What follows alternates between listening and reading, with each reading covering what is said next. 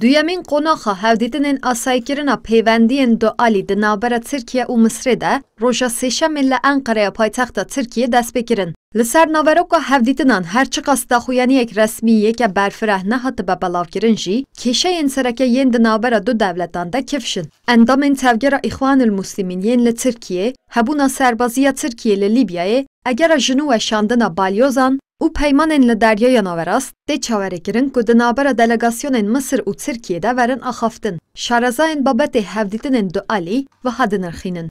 Sending this delegation, it means that it is interested in Biya min şandina delegasyonekê ji aliyê Misrê ve bû Tirkiyeyê ji xwe geşedanekê têra xwe erêniye. Lêbelê, carna em dibînin ku beşek ji siyasetmedarên Misrê dixwazin peywendiyên xwe yên bi Yewnanistan û Qibrîsê re li hemberî Tirkiye bikarbînin. Heger Misir vê helbesta xwe bidomîne, Tirkiye jî dikare peywendiyên xwe yên bi Etiyopya re bikarbîne. Li aliyê din beşek ji şarezayên babetê jî di çarçoveya peywendiyên di navbera Misir û Tirkiye'de bal dikişînin li ser siyaseta deryaya Naverast.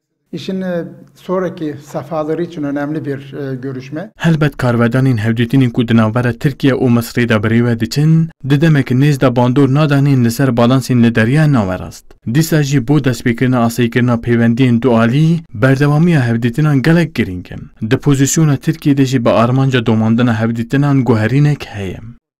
Serokatiya delegasyonên Misir û Tirkiye di asta cîgirên vezîrên karên derve de tê kirin. Yekem qonaxa hevdîtinên dualî jî di heman astê de li Qahireya paytexta Misrê encam dabû. Çavkaniyên dîplomatîk li Enqerê radgihînin ku heger dualî li hev bikin, dibe ku sêyemîn qonaxa hevdîtinan di asta vezîrên karên derve de birêve biçe. Lêbelê li gorî medyaya Misrê, Qahire çawereye ku Enqere guherîna helwesta xwe di kiryarên xwe de bi awayekî eşkeretir nîşan bide. Nalîn Dirî, Kurdistan 24, Enqere.